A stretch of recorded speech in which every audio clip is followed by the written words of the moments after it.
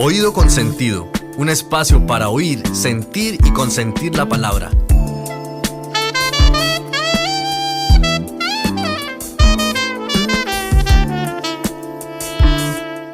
Hola, bienvenidos nuevamente a este gran espacio literario. Esto es Oído con Sentido, un espacio para oír, sentir y consentir la palabra. El día de hoy, nuestro capítulo número 2, Schweblin y Berlin, perspectivas literarias, dos grandes autoras del siglo XX. Y me place saludar a mis compañeras en cabina. Ellas son Isabel. Hola Isabel, ¿cómo estás? Dieguito, bien, muchas gracias.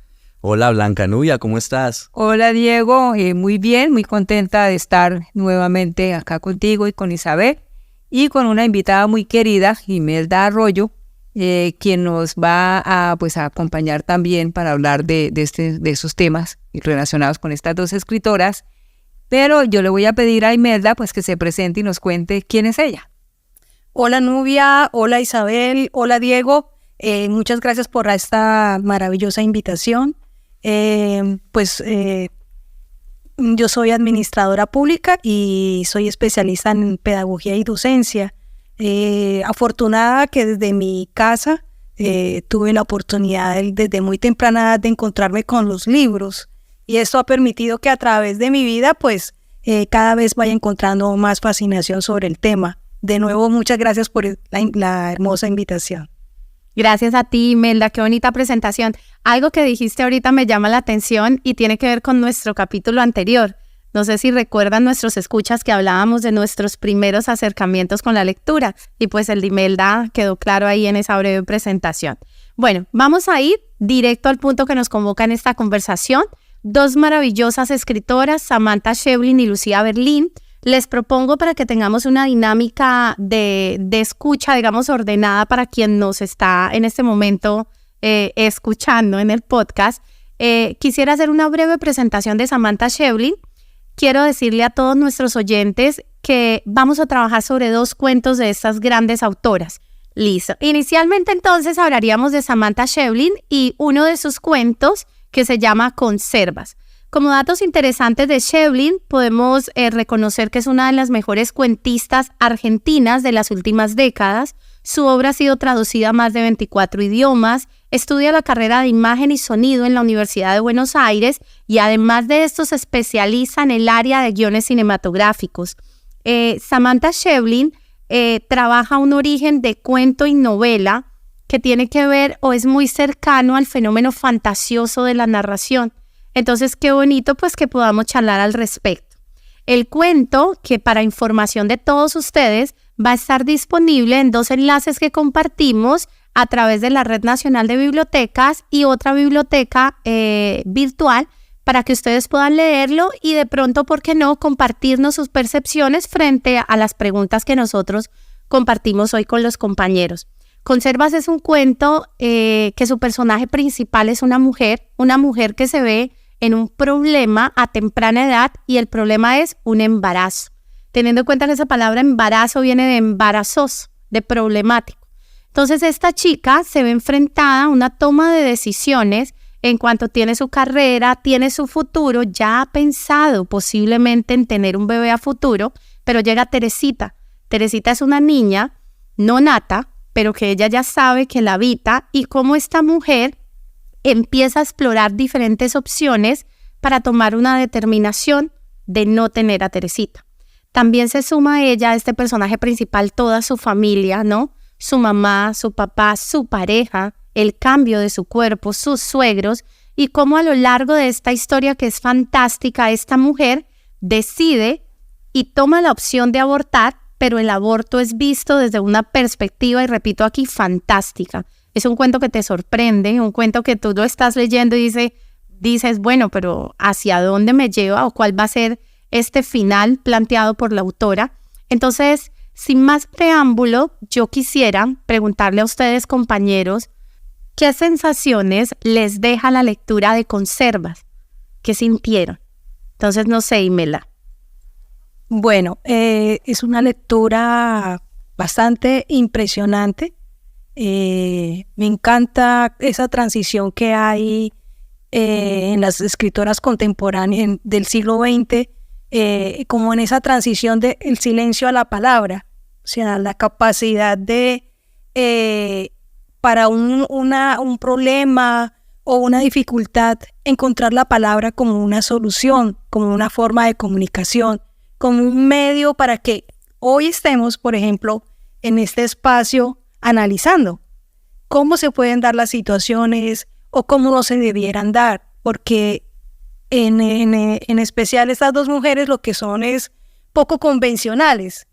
Entonces me encanta esa forma, especialmente como lo mencionaba Isabel, el tema de la fantasía para tratar un tema tan difícil, tan desde lo profundo de su ser como mujer, ¿sí? Tomar una determinación de esas. De verdad que me encantó el encuentro con esa escritora. Me parece que tiene una gran capacidad de llevar eso, de llevar lo que piensa la palabra. Y nosotros sabemos que lo difícil que es escribir, el solo hecho de hacer una oración es tan difícil, y esa magia que tiene para transmitir sus sensaciones. No, y complementando, es un texto que personalmente me pareció muy limpio, ¿sí? Pero a pesar de que aborda un tema que puede ser complicado, que puede ser tabú en algunos casos, creo que lo hace con ternura, ¿no? Lo hace con ternura y usted revisa el contexto o la situación en la que está la protagonista, y es una situación muy cruel, pero la autora logra plasmarlo de una forma tierna, no es tan severa dentro de su lenguaje o dentro de su forma de escribir la historia, y eso es algo que me llamó mucho la atención, porque se va digiriendo poco a poco, ¿cierto? Pero esa noción de ella cambiar la realidad por unos elementos fantásticos, pues para no sacarnos de un golpe brusco.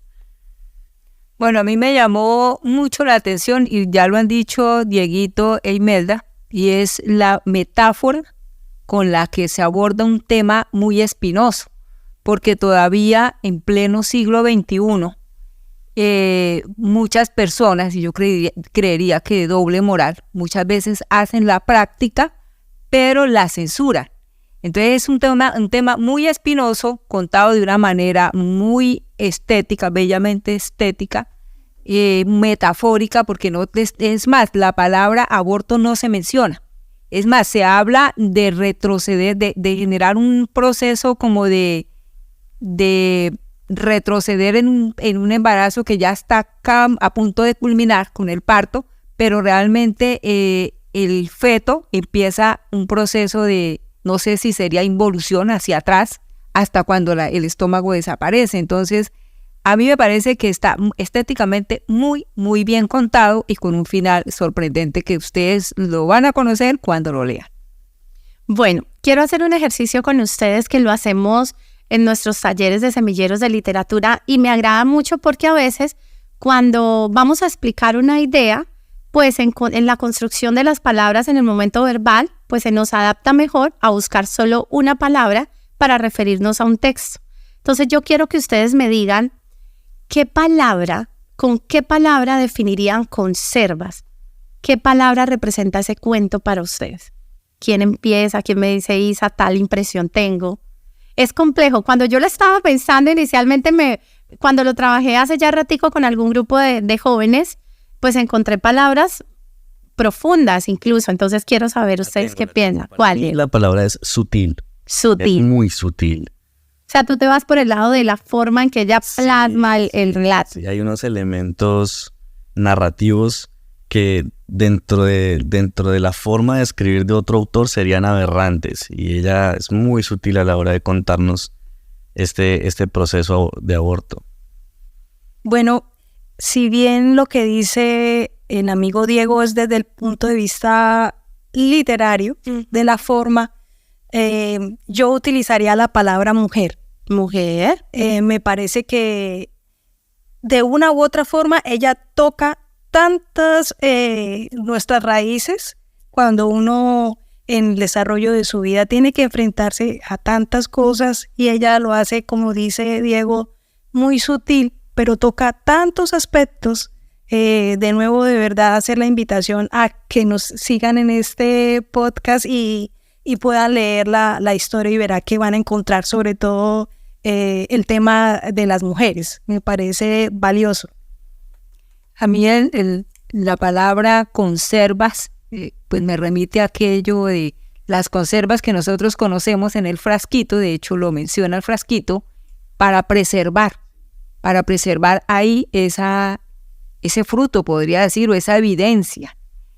Y creo también que tiene mucha relación con la toma de la decisión frente al cuerpo, porque a pesar de que uno podría pensar en la historia que todo está bien, uno dice, bueno, están los papás, los suegros, y finalmente con todas las dificultades que tiene la pareja que finalmente también la ama, uno diría es un embarazo perfecto, pero ellos deciden que hay que cambiar las cosas, pero es una decisión en la que ella tiene un papel fundamental. Entonces, de pronto conservan, me ubica en eso de conservar esa experiencia, de tenerla ahí, pero también conservar como la dignidad de la mujer frente a una decisión tan complicada. Yo te hago una pregunta y, por ejemplo, un sinónimo de conservas para ese cuento, ¿cuál podría ser? Teniendo lo que tú me dices, porque es que hasta el título siento que es estratégico, o sea, conservas es algo muy bonito, es algo antojable, ¿cierto? Es algo dulce, ¿no? Entonces, mira que aún así estamos viendo un aborto y nuestra autora cuida hasta el título para que sea estético, ¿no?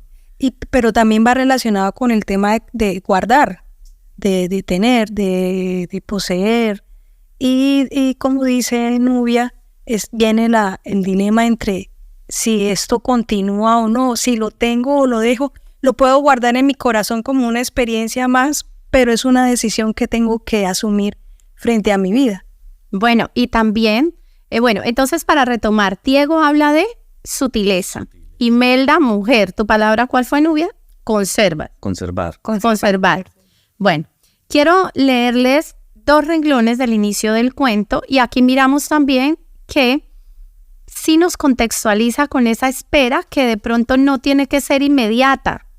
Por ejemplo, dice, pasa una semana, un mes y vamos haciéndonos a la idea de que Teresita se adelantará a nuestros planes. Es decir, sí habían pensado en Teresita, sí está en los planes. Es más, ya tiene un nombre. A lo largo de la historia no nos dicen nunca que ella va y se hace una ecografía y que saben que es mujer. Pero cuando tú hablas con tu pareja y tienes un ideal de tener un hijo, oye, ¿cómo lo llamarías? ¿Cómo le pondríamos a nuestro bebé? Ya está, género. Exactamente, ya sabemos que es mujer. Ahora quiero hacerles otra pregunta. ¿Qué piensan de los roles del cuento? Ya sabemos que hay un rol de una chica que tiene la narración en primera persona, algunos espacios del cuento, casi en todos, pero ¿qué piensan de los roles del hombre, es decir, de su pareja, de su suegro? ¿Y cómo se ven contrastados estos roles frente a los de su suegra, la mamá y ella? No, yo veo que aquí el género masculino no destaca, ¿sí? Realmente esto es un cuento de mujeres y parte de las sensaciones que tiene la protagonista vienen sobre todo o digamos destacan más de las mujeres de la familia, ¿no? Creo que los hombres son un complemento para decir no todo está bien, incluso su pareja es un poco apática, se ha vuelto apática, como que hace las cosas por hacerla, y la otra figura masculina es el papá de su pareja. ¿Sí? Sí. El papá de Manuel. El papá de Manuel, exacto, que también aparece como en dos puntos o en 2 partes muy puntuales como a complementar esa presión que siente la protagonista sobre la situación que está viviendo. Quiero antes de escuchar a Imelda, complementar con 2 fragmentos de la historia que están al inicio del cuento, y es cuando esta mujer recibe pues la noticia de que está en embarazo. Ella dice, Manuel, que es su pareja, dice, Manuel me alcanza la comida al sillón, a la cama, al jardín, todo organizado en la bandeja, limpio en la cocina, abastecido en la alacena, pero como si la culpa o qué sé yo qué cosa lo obligara a cumplir con lo que yo espero de él. Y más adelante dice, sé que Manuel me adora y sé que como yo no tiene nada en contra de nuestra Teresita, pero se nos adelantó, su llegada se adelantó.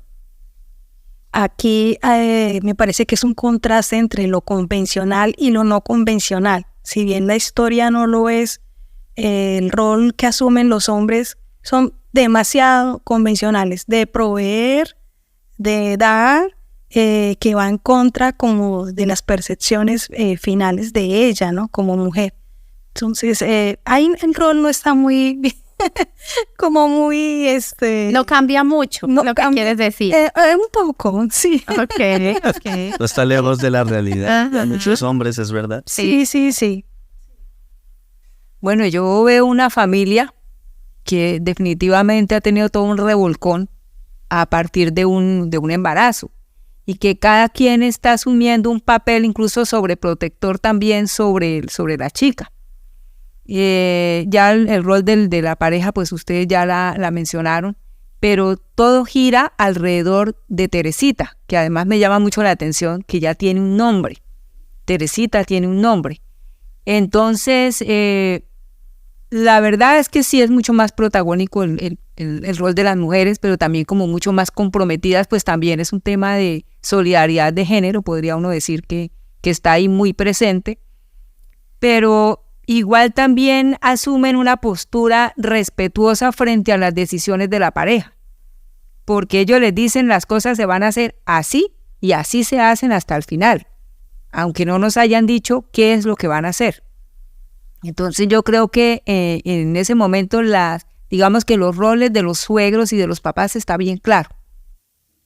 Bueno, también es cierto que, digamos, apegándome a las palabras de Nubia, vemos a una mamá, a la mamá de esta mujer que está en embarazo, ¿cierto? La vemos a ella desde el primer momento en total atención, buscando ropa, queriendo hablarle a la barriga, a la panza, diciéndole cosas hermosas a Teresita, pero nuestra protagonista siente como cierta aversión frente a la situación porque no lo han decidido. Yo también veo algo que es muy diciente en el cuento para mí, y es que el respeto que tienen los suegros, es decir, mamá y papá de Manuel y mamá y papá de nuestra protagonista, es amplio sobre la decisión de vida que ellos quieren tomar. Tanto así que en el transcurso de la historia se ven obligados, es decir, también a devolver esos actos que ellos habían hecho. Les regalo una ropita, ahora vengo y me la llevo, para que hagamos de cuenta que no vamos a tocar el tema y nada ha pasado. ¿Qué tan madura puede ser esa relación familiar para aceptar, ¿cierto? O respetar la toma de decisiones de una pareja que es muy joven, ¿cierto? No, yo creo que ese punto es muy conmovedor porque un aborto es un proceso muy complicado, realmente es un proceso bien difícil.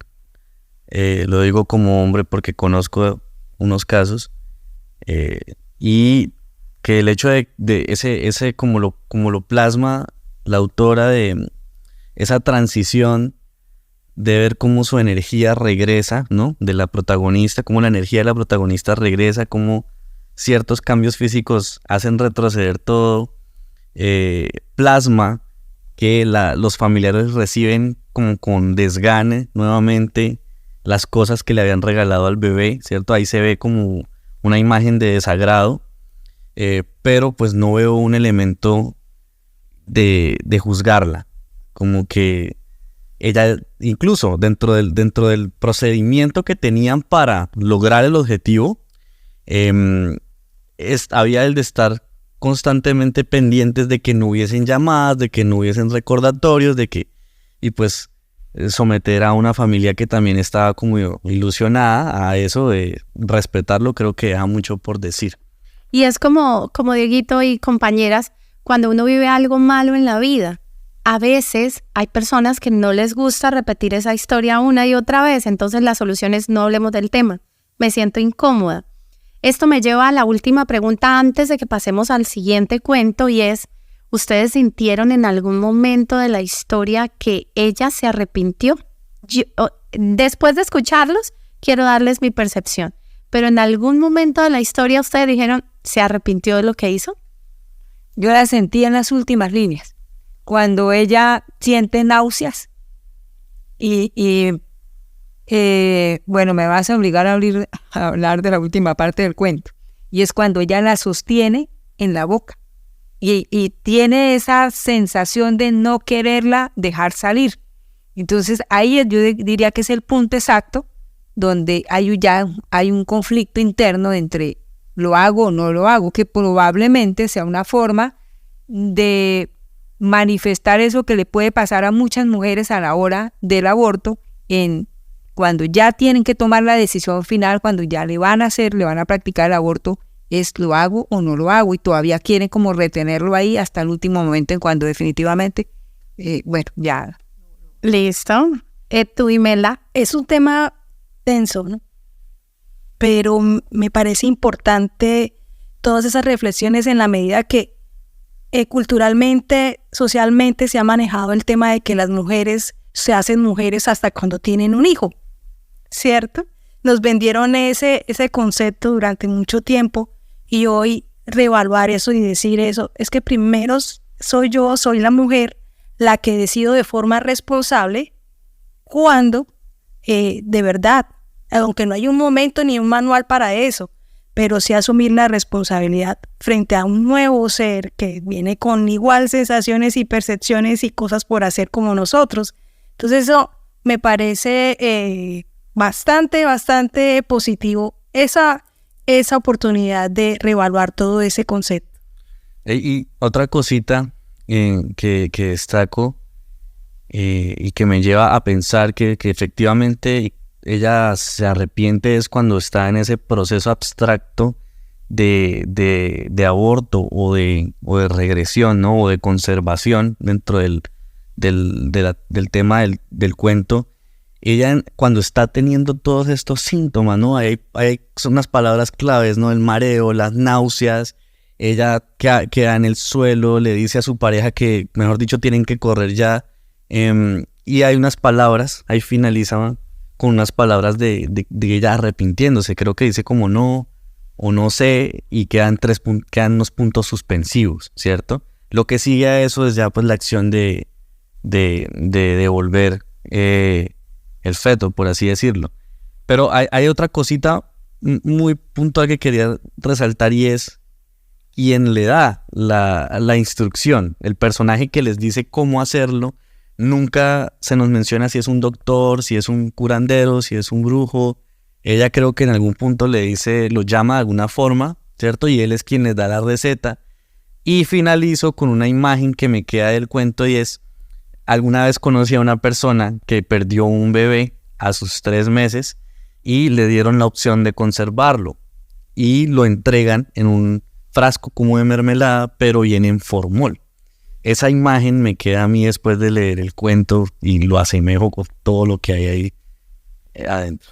Bueno, Diego, con lo que dices, refiriéndome a la última parte del cuento que les decía yo, cuando ella dice, siento que voy a vomitar, y decide taparse la boca. Creo que para mí este es uno de los espacios del cuento en donde identifico que puede haber un arrepentimiento frente al acto que está haciendo. Más adelante también, ya creo que en uno de los últimos renglones, también ella espera la aprobación visual de Manuel antes de decidir escupir a Teresita. ¿Listo? Entonces, muchas gracias, Isabel, por haber direccionado esta primera parte. Igual lo vas a seguir haciendo con la segunda, pero yo voy a hablarles de otro cuento muy interesante que se llama Inmanejable. Es un cuento de la escritora norteamericana Lucía Berlin. Lucía nació en 1936 y murió cuando tenía 68 años en el 2004. Tenía un cáncer de pulmón pues que la llevó a la muerte. Tuvo una niñez muy agitada. Su papá era minero, entonces ellos estaban trasladándose de un lugar a otro. Se casó en 3 oportunidades. En la primera estaba muy joven, tenía 17 años. Estudió en la Universidad de Nuevo México porque ella quería ser escritora o periodista. Finalmente, después que ella muere es cuando realmente se vuelve famosa. Ella ya había escrito muchas obras, pero en el 2015, ya mucho tiempo después de haber fallecido, publican, hacen un lanzamiento póstumo de manual para mujeres de limpieza que la convirtió en una de las autoras más destacadas de 2015. Una particularidad de Lucía Berlín es que ella tuvo que hacer muchos trabajos, por ejemplo, como limpiar casas. Eran trabajos bastante pesados, entonces, y muchos de los cuentos, por no decir que casi que toda su obra, está enmarcada dentro de su propia experiencia personal. Entonces, les voy a hacer una sinopsis del cuento, Inmanejable. Esta historia habla de una mujer que tiene 2 hijos.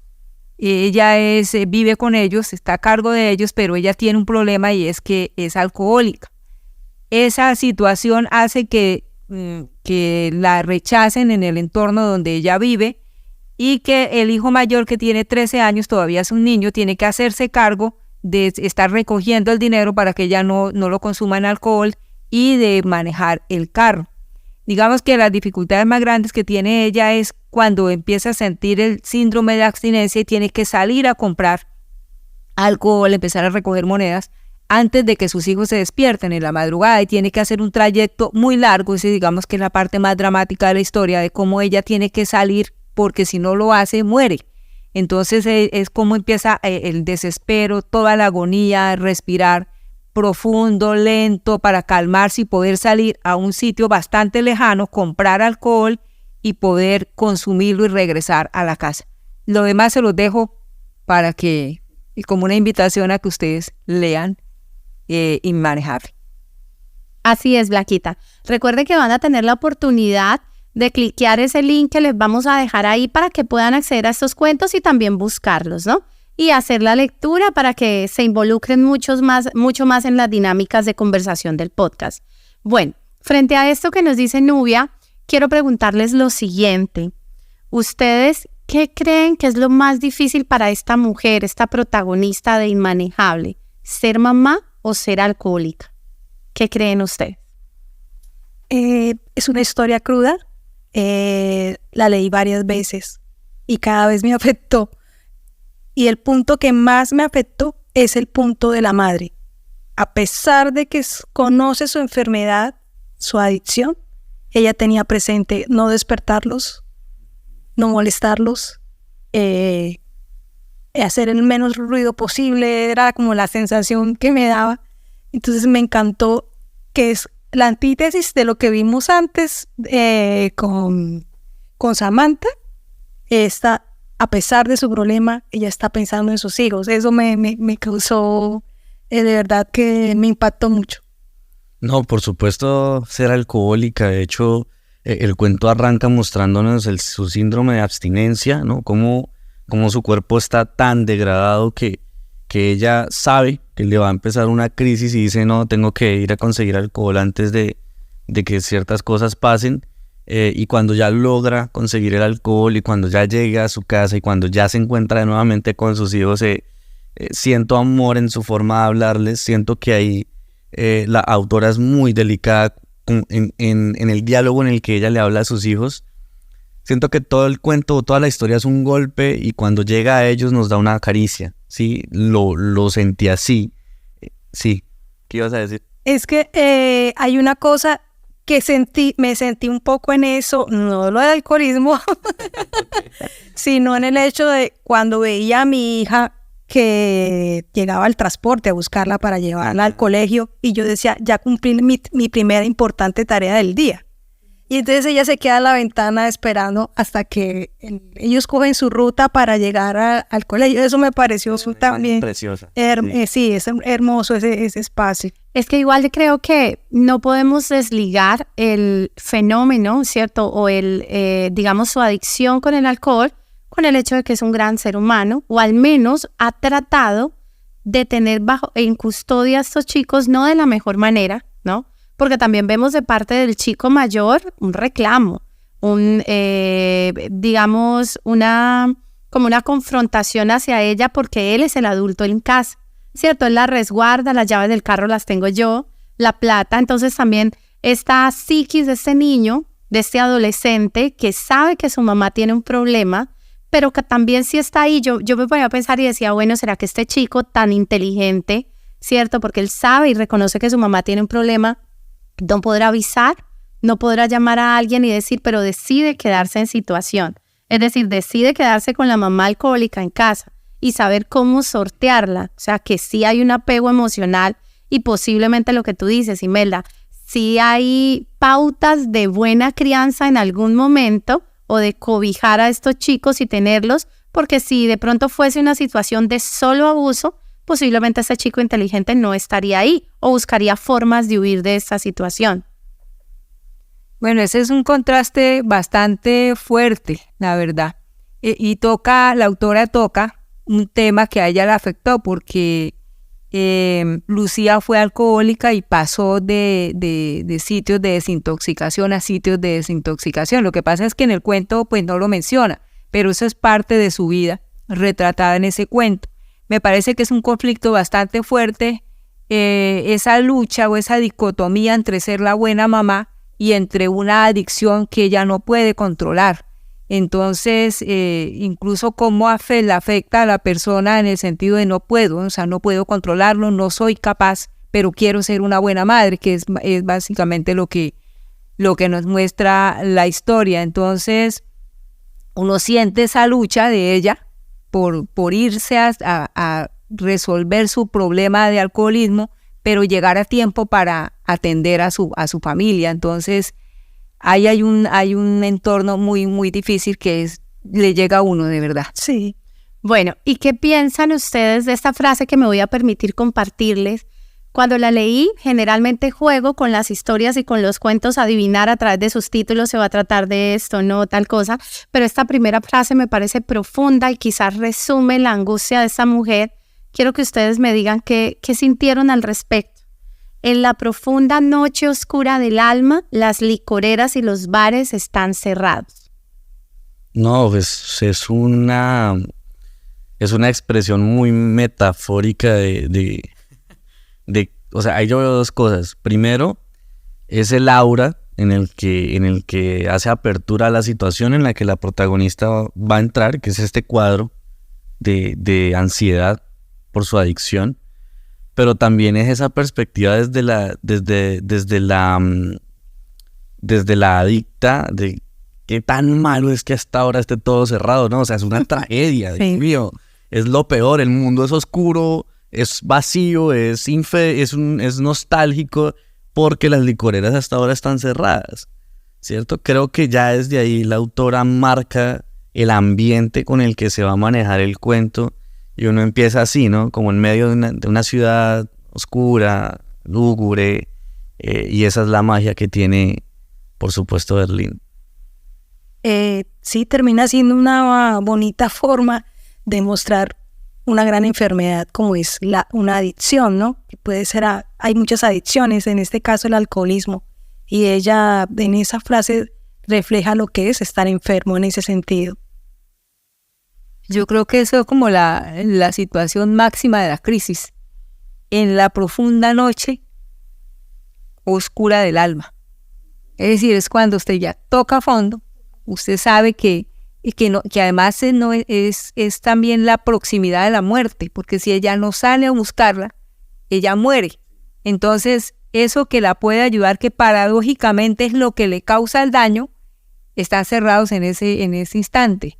Pero no sé si también se referirá, podría ser a todo lo que podría ayudarla alrededor que no está, incluso sus vecinos, porque los vecinos la rechazan, las personas adictas, normalmente incluso las familias los desechan, a veces porque no pueden manejarlos, porque no lo asumen como una enfermedad, sino como, no sé, como una vagancia, una sinvergüenzura, dicen en algunos casos, y no como un problema que hay que tratar. Entonces yo creo que ese es, digamos que es el abreboca que nos está diciendo, miren la dificultad tan terrible de ese. Ahí en un punto incluso ella dice que ya los vecinos no le dirigen la palabra, ¿no? Ella piensa hasta en pedirle ayuda y ella dice, no, pero ¿cómo si ellos ya ni me dirigen la palabra? Y aparte de eso, pues sus hijos no la quieren ni dejar salir. Entonces es una lucha fuerte contra ese demonio del alcoholismo y cómo hace prácticamente que arrodillas para llegar hasta donde puede conseguir el licor. Es esa otra parte, Diego, esa descripción que hace del dolor, ¿no? Dolor físico, el problema que tiene de movilidad, de verdad que es muy fuerte, ¿no? El tema de una adicción. Bueno, aquí también, para hacer ya un contraste entre estas dos escritoras, entre estas dos historias, reflexionaba acerca del rol del hombre. En el anterior cuento veíamos a un papá presente que apoyaba la decisión de su esposa, pero que era como un ente. Le tenía la alacena, la comida, le servía todo. Exactamente. Y acá vemos a un papá que no está. No existe. Cuestionamos un rol de maternidad que está inmerso en una problemática de alcoholismo, pero está. Pero no está un papá, o sea, es decir, cuando yo me pongo, no sé si la palabra sea comparación, pero ¿qué es más dañino? Un papá que me deja con una mamá alcohólica y que sabe de la problemática, asumo yo, no sé. O una mamá que decide afrontar su maternidad inmersa en el alcoholismo. Pues frente a eso, Isabel, yo resaltaría el papel también de la mujer. En medio de su dificultad, ella quiere seguir asumiendo su rol de madre. Es un hecho para nosotros nada extraño en nuestra sociedad, las madres cabeza de familia, y me parece que la responsabilidad tiene que ser de dos, por eso decidir optar por tener un hijo o no es una decisión de dos, y en este caso resalto que ella conoce de su dificultad y todo el mundo lo que hace es rechazarla, señalarla, el juicio de valor, pero ella quiere seguir porque ella no se quiere desprender de sus hijos. Bueno, si nos remitimos al cuento, realmente no sabemos qué pasó con el hombre. O sea, no sabemos si está muerto, si la abandonó. Es decir, es muy difícil hacer una inferencia sobre eso. Tal vez en la intencionalidad de ella, no sé, esto lo podemos suponer, y es que al escribir ese cuento, desligándolo totalmente de la imagen paterna, podría ser una forma de decir estoy sola. Es también las consecuencias de la adicción, no sabemos, la verdad es que es difícil. Vale. Sí, no, yo creo que hay un abandono también de parte en nuestro cuento anterior. Hay un desprecio, hay un rechazo que ella siente, ¿cierto? Y creo que a veces eso puede ser peor porque están en una situación muy compleja y la persona que tienen al lado, pues como que en vez de apoyar se convierte también en una carga. Creo que cuando las personas están solas, encuentran más herramientas para solucionar sus problemas, y a hijos añadirle su pareja, pues sería ya dos relaciones por las que preocuparse. En caso del cuento de Berlín solo hay una relación y es preocuparse por sus hijos. Sí, tal vez en este cuento la verdad es que la autora no nos deja pistas. Normalmente el escritor le deja a uno pistas para uno saber qué pasó con ese personaje que está ausente. Aquí no la hay, realmente no, desde el recurso. Y si lo pensamos y si lo traemos a colación, pues ¿qué hubiese sucedido donde en casa no solamente estén los hijos, sino esté un esposo? ¿Cierto? Yo creo que puede incluso hasta volverse más complicado cuando ella llega con su alcohol. ¿Qué va a decir él como esposo?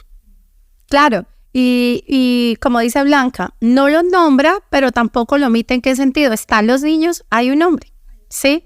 Que no sabemos por qué no está presente, qué intencionalidad tenga la autora, ¿sí? Con esto, de verse ella, de retratarse solo el problema o la problemática solo a ella y a sus hijos, pero pues no se niega la ausencia, en este caso, del rol masculino. Y esto me lleva a la última pregunta, para que tengamos esa relación entre las vidas de estas autoras, porque sé que todos hemos hecho una tarea muy juiciosos acá, ¿cierto? Una tarea responsable también con quien nos escucha.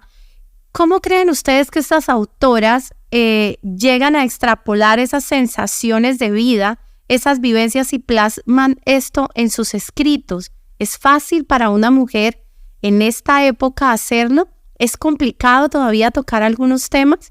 ¿O estas dos escritoras nos han dejado ciertos trazos o ciertas probabilidades de que esto se hace? Entonces, por ejemplo, cuando Nubia nos hablaba de Berlín y de sus problemáticas personales, cuando hablábamos de Schweblin también y su parte académica, de escucha con otras mujeres. Entonces, ¿qué piensan ustedes al respecto? No, yo se los había comentado y lo digo en estos momentos, yo veo dos mundos muy diferentes. Realmente este capítulo es de perspectivas y siento que las dos perspectivas son muy distantes. Siento que Berlín no se esfuerza por embellecer la realidad de su obra. Lo que pasa es lo que pasa y ya.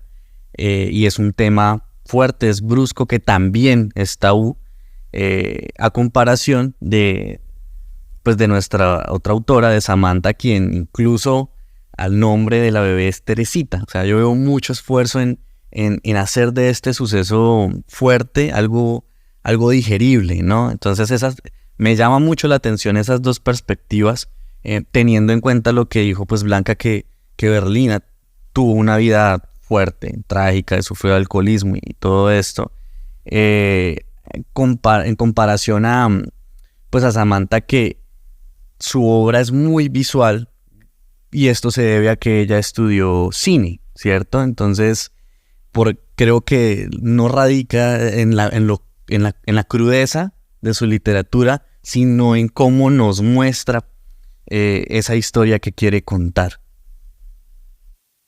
Me parece que el resultado de estas dos mujeres es como todo un proceso histórico que han tenido que recorrer muchas de las que les gusta escribir y que hoy piensan en hacerlo como oficio, y es cuando vemos en el pasado a las mujeres se les prohibía, ejemplo, escribir.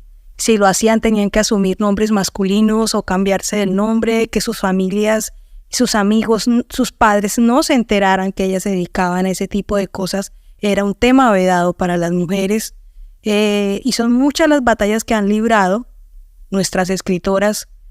Muchas perdieron la vida por eso, y se llega al siglo XX y me parece que es como el espacio de tantas luchas sociales que se dan en los 60s, en los 70s, todos estos cambios sociales que permiten y hacen que las mujeres asuman su rol y asuman su decisión de hacer este oficio en la vida, y es escribir, es transmitir lo que sienten. Muchas con metáforas, con magia, con fantasía, otras desde la crudeza de la realidad y el contexto, y me parece maravilloso en la medida que uno tenga la posibilidad y la capacidad. Como lo dije al inicio, hacer una oración es muy difícil, y estoy altamente contenta de encontrarme con estos personajes. Bueno, yo creo que aquí estamos viendo un ejemplo muy claro de cómo la literatura es un espacio maravilloso para contar historias que son ficticias o reales. De todas maneras, todo esto parte de la realidad de alguna manera. Porque finalmente, ¿qué hace la literatura? Nos está mostrando la dimensión del humano. Aquí nos está mostrando dos historias muy humanas, una muy real, la otra que tiene sus elementos reales también, pero que finalmente están poniendo de manifiesto lo que pasa en la cotidianidad, incluso esos temas que son innombrables. Yo les decía, creo que al comienzo, temas que son vedados, que la gente en la cotidianidad no las nombra porque piensa que no se debe hacer, por inmoral, por todos los juicios que puede hacer, pero la literatura la letra se vale precisamente para transmitir eso. Entonces, independientemente de cuál sea su estilo, nos está mostrando una dimensión humana que de lo que se trata no es juzgar si está bien o está mal, porque la literatura no juzga, simplemente está diciendo esto es lo que somos como seres humanos. Ahí está, se los pongo en el papel, cada quien hará un análisis o una reflexión de acuerdo con el acumulado histórico que tenga también. Quería decir algo más a los compañeros, y es cómo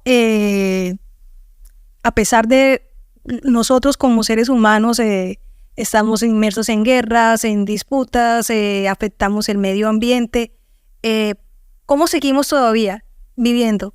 Y yo pienso que solamente esta posibilidad se puede dar gracias al arte, gracias a todas sus manifestaciones y gracias a la literatura. De hecho, de otra forma creo que no seguiríamos en este planeta. Entonces, para concluir, pues lo que quiero decir es que básicamente lo que queremos es unir, o sea, mostrar en estos espacios también la importancia que tiene la lectura, la literatura, sobre todo por lo que acaba de decir Imelda. Es decir, cómo todas esas historias de pronto nos ponen a pensar, porque finalmente cada novela, cada cuento es un universo. Y en ese universo que tiene unos personajes, unos espacios y unos tiempos y unas acciones, también hay unas consecuencias. Entonces la literatura que nos está mostrando a través de estas historias, cómo resolver situaciones problemáticas, porque siempre una historia nos está mostrando una situación por resolver. Entonces cuando nos enfrentamos a estos textos, a estos cuentos, pues estamos empezando a hacer una introspección de esa vida o de esa situación que nos narran en una historia que puede parecerse a la mía, a la del vecino, a la de la familia. Entonces creo que uno de los aspectos bien importantes de la literatura es cómo nos pone a pensar, a reflexionar sobre esa vivencia del ser humano. Bueno, y con esas palabras de Blanquita, vamos a dar terminada la sesión de la conversación de hoy, no sin antes compartirle a nuestros escuchas nuevamente la tareita que tienen.